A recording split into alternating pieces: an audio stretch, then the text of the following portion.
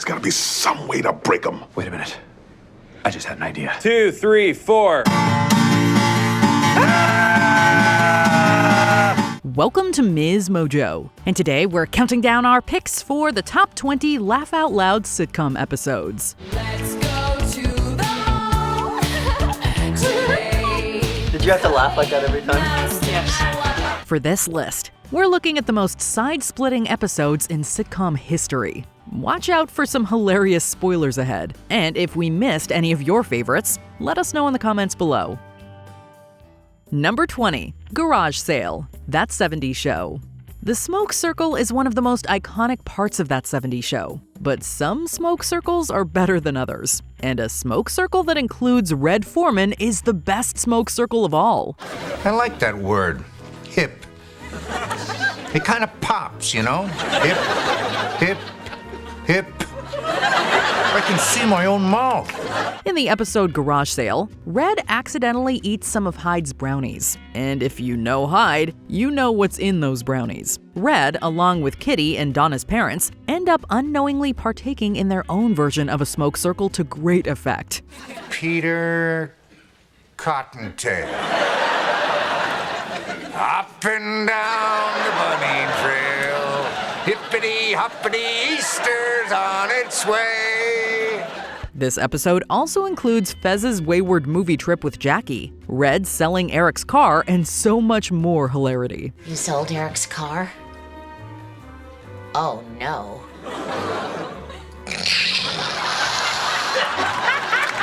Number 19, The Doll, Curb Your Enthusiasm. A grown man and a little girl's doll. What could go wrong? Apparently a lot. But with Larry David, what else do you expect? And you cut her Judy's hair? Well, she asked me to give it a haircut. And did you happen to tell her that maybe it wouldn't grow back? He didn't tell her it wouldn't grow back. I thought it was understood. One of the funniest episodes of Curb Your Enthusiasm has Larry facing off against a couple of angry 6-year-olds. When Tara, the daughter of a TV executive, asks Larry to give her doll a haircut, he does it. But when Tara figures out that no, the doll's hair will not grow back, chaos ensues. It's a shame she didn't know that the hair wasn't going to grow back, you know. I mean, because she's a bright girl. She has a vivid imagination. Larry goes on an Odyssey-like adventure to find a new doll for Tara. Just one problem. The doll is out of production. That's Judy. This is not the head. There's something Sure, wrong. it's the head. That's the head. Are you sure? Yeah. Something seems off. His adventure includes rifling through doll collections, decapitating dolls, and sticking doll heads down his pants. It's a barrel of laughs for everyone. Number 18, Black Friday, Superstore. Black Friday. It's a tradition as old as consumer culture time. And with the advent of Superstore, we finally got a sitcom that could accurately depict all the mania. Attention Cloud9 shoppers, apparently Black Friday has begun. From all of us here at Cloud9, have a great purge. On the morning of Black Friday, and we do mean morning, the gang at the store prepares for the chaos that awaits them in the overflowing parking lot. There's a calm before the madness as they enjoy their potluck. In the spirit of sharing, isn't that a delightful tradition, Amy? Yeah, I love waking up at 3 a.m. to eat Sandra's cold spinach casserole. It's meant to be served cold. Sorry. But as soon as the doors to Cloud9 open, insanity erupts in more ways than one. Turns out something at the potluck gave many of the employees food poisoning. We've lost half our staff. We're what's left. Sandra, you're off of go backs. I need you to cross-check housewares. Heather and Brett, you guys are on opposite puking cycles, right? So you can switch off. It's a hilarious, disgusting twist to add to an already elevated episode. Number 17, Banks Shot, The Fresh Prince of BelAir. When the parents are away, the kids will play, literally. In this hysterical episode of The Fresh Prince of BelAir, Will decides to try his hand at pool, but has to steal the car in order to get himself to a pool hall.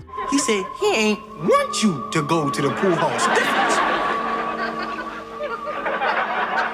What is you ignorant? Pick up the damn keys. When he arrives, he pretty much immediately loses all his money and the car to another player. Y'all hustle me. Hustle is such an ugly word. I prefer to think of it as creative money management. Now, Uncle Phil shows up to help, but doesn't seem to be much good at pool either. That is, until he's $400 in the can. Turns out Phil's been hustling the guy who beat Will the entire time, and ends up winning everything lost plus a handsome bonus. Well, let this be a lesson to you. Don't mess with my boy again. You mess with him, you messing with me. It's a funny episode for all the usual reasons Fresh Prince is funny, but it's especially wonderful to see Uncle Phil subvert our expectations. Number 16, It's a Miserable Life, The Golden Girls. Relationships with your neighbors can be contentious, but the Golden Girls might take the cake for having the worst neighbor in existence. I live by myself because I like it. I've got no use for people, never have. See you inside. Ma, where are you going? To throw some holy water on her. When the city tries to tear down a 200-year-old oak tree on the gal street, they try to stop the demolition. But their nasty neighbor Frida Claxton is having none of it, opposing the girls at every turn. Mrs. Claxton, think about what you're doing. That beautiful old tree is 200 years old. How can you hate a living thing? I hate you. Frustrated, Rose tells Frida to drop dead. You just sit there and shut up while we have our say. And if you don't like it, just drop dead. Go on, Dorothy. Unfortunately for Rose, she does. What follows is a hilarious mix of humor and guilt as the girls struggle to plan a funeral. A loving eulogy performed that turns out to be meant for a different deceased person is the icing on the cake. This funeral isn't for Celia Rubenstein, it's for Frida Claxton. The Rubenstein funeral is down the hall. I'm so sorry for the intrusion. Number 15, Finding David, Schitt's Creek. Amish country has never been so hilarious. Over the course of its 6-season run, Schitt's Creek became one of the funniest shows on television. But it really found its shine at the start of season 2. No, we're looking for something valuable and, Your son. What? No, a brown bag, as a matter of fact. Well, our son, yes. Has anyone heard from David? The first episode of that season finds David on the lam, running away after learning that he and his family will not be leaving the town of Schitt's Creek. He finds himself staying with the Amish for 3 whole days before his family finds him. And once they do, the interaction is pricelessly funny. We've come to take you home! 3 days later! Nobody knew where you were, and your phone was off? I texted Alexis. I'm sorry for not responding to like one text, David. Moira and Alexis are, as usual, the MVPs, but we love everything about the Rose family in this moment. Your time with us has come to an end. Okay. These 3 days you spend with us, David, will remain in our memories for many days and many, many, many nights. Number 14, The Box, Brooklyn Nine-Nine. Some episodes are made on the strength of their guest stars, and you can't get a much better guest star than Sterling K. Brown. In the 5th season of Brooklyn Nine-Nine, Brown shows up as a possibly nefarious dentist who is the main suspect in the death of his partner. It's up to Jake and Captain Holt to nail him down. You didn't fall for my did you kill him gambit. No. Although it is interesting that you knew the body was found in Vernon, New York when that information hasn't been released to the public. The episode takes place over the course of the interrogation and gets more hilarious as the night goes on. While it seems like the suspect might win this one out, Jake is perpetually more clever than we give him credit for. You're the luckiest son of a bitch. It wasn't luck. Yes, it was. You got lucky at every turn. No, I knew exactly where I was driving. I left my phone in the office on purpose. I was in a surgical suite by design. Watching these 3 iconic actors play off each other makes for a brilliantly entertaining episode. Oh, damn. Oh, damn. Oh, damn! And that is 3 oh dams. Oh, damn! Number 13, The Fight, Parks and Recreation.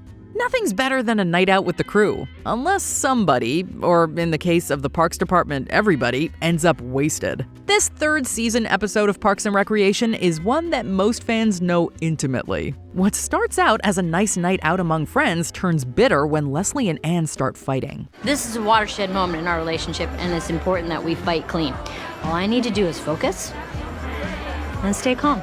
You're stupid and you're jerk and you're stupid. Add Tom's new drinking endeavor, fittingly called snake juice, into the mix, and you've got pure chaos. Damn if that isn't delicious. Oh, R to the O to the N, and then I say Swanson's got swagger the size of Big Ben Clock. Dude, you gotta end it on the rhyme. The funniest bit of the episode has to be the montage showing snippets of how each of our favorite government employees act while hammered. Ron Swanson will love you forever. Number 12, the dentist system. It's Always Sunny in Philadelphia. If there's one thing we can count on, it's that It's Always Sunny in Philadelphia will make us laugh. But this season 5 episode delivers on that promise more than most. The dentist system centers on Dennis's supposedly foolproof method for seducing any woman. And the sexual waltz begins. Pizza's good. You're the one that's good.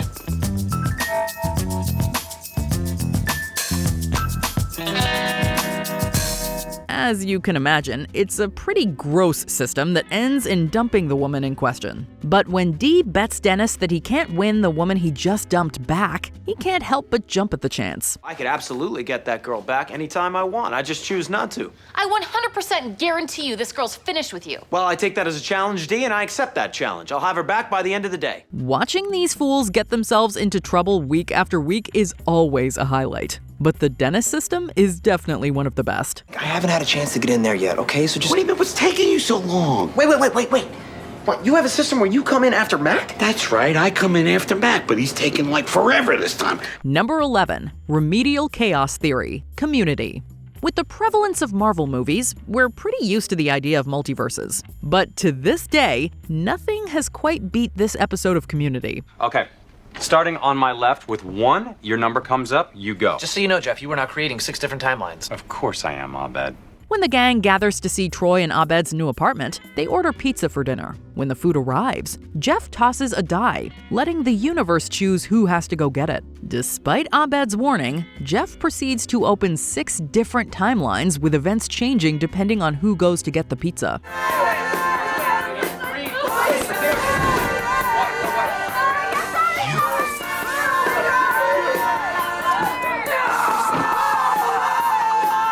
Each timeline has its charms and terrors, one in particular that sprouted an iconic meme, and it all culminates in a delightful dance party. Trust us, you'll never listen to Roxanne the same way again.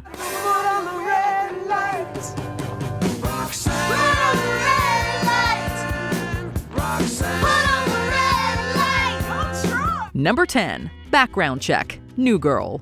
Only Jess would mistake a bag of rocks for meth. But if she didn't, she wouldn't be the Jess we know and love. Background Check doesn't just rest on the laurels of Zooey Deschanel and Company's impeccable comedic timing. Why does everybody keep asking me to throw stuff? Work on your aim! This is actually a really good song. Nick, stop singing! Where are we gonna put it in the baggie? Fun Saturday? No, my bird died. It instead strikes a wonderful mix of laughter, craziness, and true blue emotion. For Winston, to complete his police training, the Loft must undergo a search. So much work at the Boys and Girls Club. passionate. Yeah. What was his little brother's name again? Juan. Duquan is his name. Duquan. And I'm Nick Miller. This quickly becomes a problem because Jess thinks she's in possession of an illegal substance. The humor that ensues as the gang tries to hide the truth from the inspector is some of the show's best. I once walked by my mother sleeping, and I snuck in the room and I put a lemon in her mouth. When I was 11, I once tried on my girl cousin's wool tights, and I didn't hate the way it felt! Number 9, Slap Bet, How I Met Your Mother. There's just always something so funny about a slap. No matter how many times it happens, it doesn't get old. How I Met Your Mother capitalizes on this humor in a very real way in Slap Bet. Whoever's right gets to slap the other person in the face as hard as they possibly can, but no rings.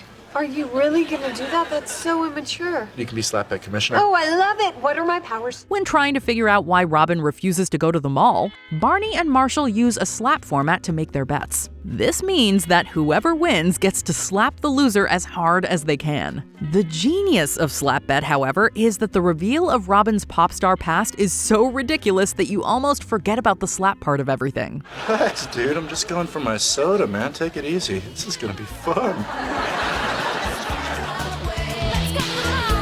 So, when that comes back around, it leaves you in stitches. Aww. That's one. Number 8, Tracy Does Conan, 30 Rock. Almost without fail, Tina Fey's sitcom about life behind the scenes at a late-night sketch show has such a high frequency of jokes that if you laugh at one, you're bound to miss the next. Who's that dude? What dude? The blue dude. Tell him to stop staring at me. I don't like that dude. That is never more true than in the episode Tracy Does Conan. Every character is firing on all cylinders. As Liz tries to make sure Tracy's appearance on Late Night with Conan O'Brien goes off without a hitch, Jenna's ego gets the appropriate stroking, and Jack gets a joke for his speech. Well, it's almost Thanksgiving, everybody, and I know what this crowd's giving thanks for. Estate tax reform. That is terrific. I really enjoyed that. Tracy Does Conan features such 30 Rock gems as Mind Grapes, The Blue Dude, Dr. Spaceman, The Rural Juror, and perhaps the most famous joke to ever come out of the show. Why are you wearing a tux? It's after 6. What am I, a farmer? Both a clever satire of celebrity culture and just a silly, goofy, fun time, this is 30 Rock at its laugh-out-loud funniest. Number 7, the bath item gift hypothesis, The Big Bang Theory. All Big Bang Theory fans know that Sheldon and presents don't mix. Unfortunately, Penny wasn't aware of this fact when she moved next door to Sheldon and Leonard in the show's pilot episode. You haven't given me a gift. You've given me an obligation. Don't feel bad, Penny. It's a classic rookie mistake. My first Hanukkah with Sheldon, he yelled at me for 8 nights. So when Penny brings Sheldon a gift, chaos breaks loose. Sheldon's endeavors to find Penny a gift that will match hers in value are hilarious. Are we friends? Colleagues? Lovers? Are you my grandmother? I don't understand what you're talking about, and you're making me a little uncomfortable. He embarks on a wild goose chase down the bath item aisle, buying different gift baskets full of various bath bombs and the like. Of course, Penny's gift ends up being incredibly thoughtful, ending this hilarious episode on a sweet note. Leonard, look, Sheldon's hugging me. It's a Saturnalia miracle. Number 6, Caught in the Act, Modern Family. No one wants to think about it, but it's happened to so many of us. Really? You're still going? Well, forgive me for thinking your zesty performance deserves some praise. Phil, our children are downstairs right now and they're probably traumatized. Oh, come on. I'm sure it's not that bad. In this Season 2 Modern Family episode, the Dunphy children try to do a nice thing for their parents on their anniversary. It's our parents' anniversary, so we're surprising them with breakfast in bed. They're impossible to buy for. We think. We've never really tried. Unfortunately, they don't consider the fact that their parents might want to do a nice thing for themselves. As they open their bedroom door, they catch their parents, well, in the act, and the real trouble starts. The way both parents and children deal with this mishap is as comical as it is true to life. I can still see it. I can't believe that just happened. What were they doing? Nothing. Whatever it was, it looked like Dad was winning. They were doing it! He has no idea what you're talking about! You have to say, we really relate to Haley's manic scream as she runs from the room. Number 5, Ham Radio, Frasier. Sometimes theater takes on a life of its own, and when Frasier and Niles Crane are involved, that possibility increases tenfold. You have an Orson Welles complex. By the end of this week, you'll not only be directing, you'll have rewritten the script and be playing the lead. I have no intention of performing in it myself. The only rewriting I've done is simply cutting to get it down to 30 minutes. From the moment the gang starts rehearsing Frasier's radio play in Ham Radio, things go off the rails. Where are you going to find an idiot willing to take 6 dialect parts unrehearsed? Niles! Sound of ominous organ music indicating trouble ahead. There's so much to laugh at in this episode, but here are a few of our favorites. Daphne's inspired sound effects, Frasier's directing madness, the wonderfully bad German accent, and of course, Niles finally reaching his breaking point. To be fair, he really was a trooper for most of it, and his ending, kind of brilliant, honestly. And also Mr. Wing.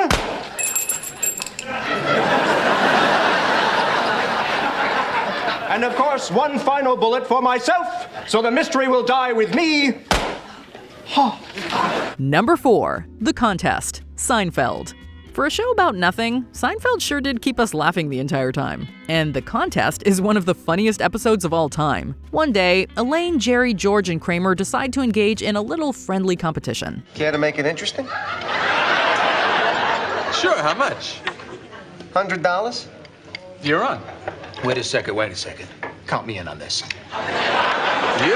Yeah, you'll be out before we get the check. They decide to see who can go the longest without, shaking hands with the milkman. Apparently, the studio wasn't too keen on using direct language to reference their activities on primetime television. So, when talking about resisting the urge, the gang simply calls it being the master of my domain. Did you make it through the night? Yes, I'm proud to say I did. So you're still master of your domain? Yes. Yes, I am. Master of my domain. The euphemism makes for a pretty hilarious episode. So much so that the phrase has actually remained present in pop culture since the episode's airing. It's over? You're out? Oh my God, the Queen is dead. I figured you'd cruise, at least through the spring. Number 3, the one where no one's ready, Friends. Friends has a couple of great episodes we could have included on this list. We love the episode where everyone finds out about Monica and Chandler's relationship, particularly when it comes to Phoebe's reaction. Chandler and Monica!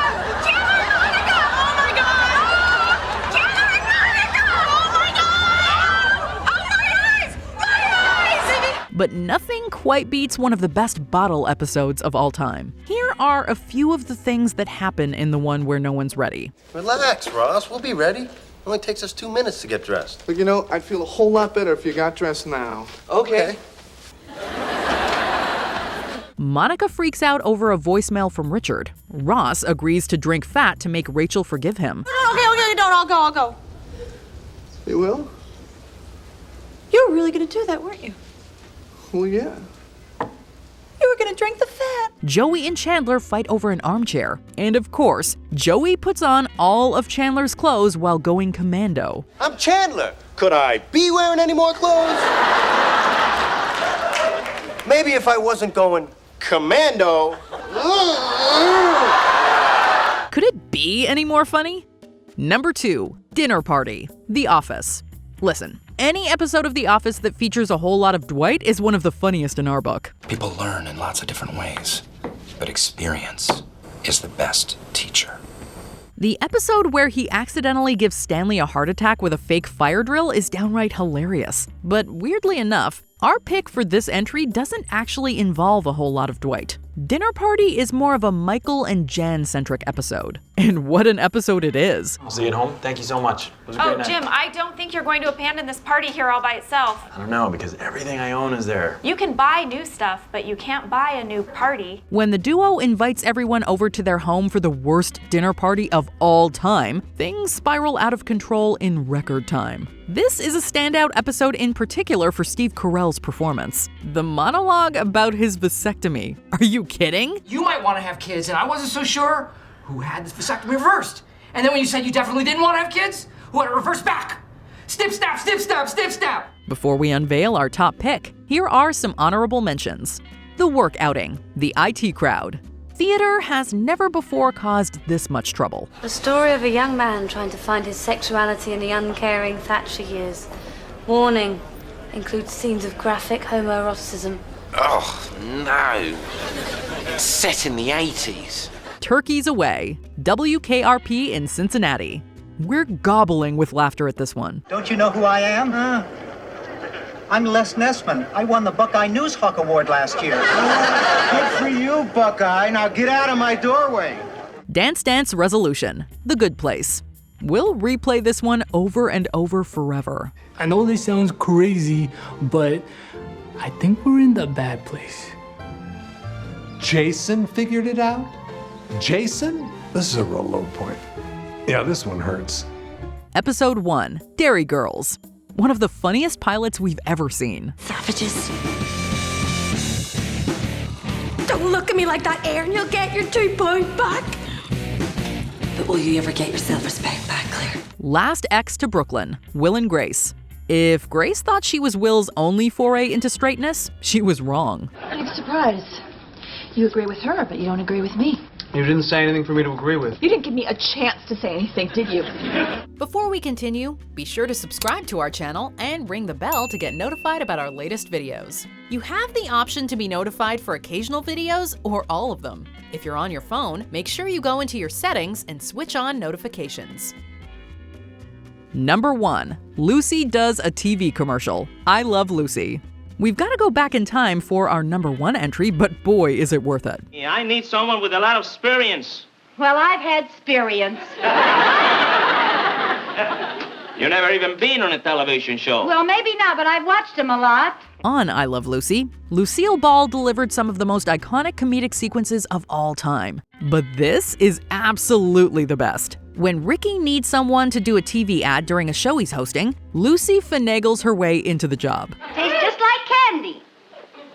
So why don't you join the thousands of happy, peppy people and get a great big bottle of Vitamita Vegemin tomorrow? That's Vitamita Vegemin.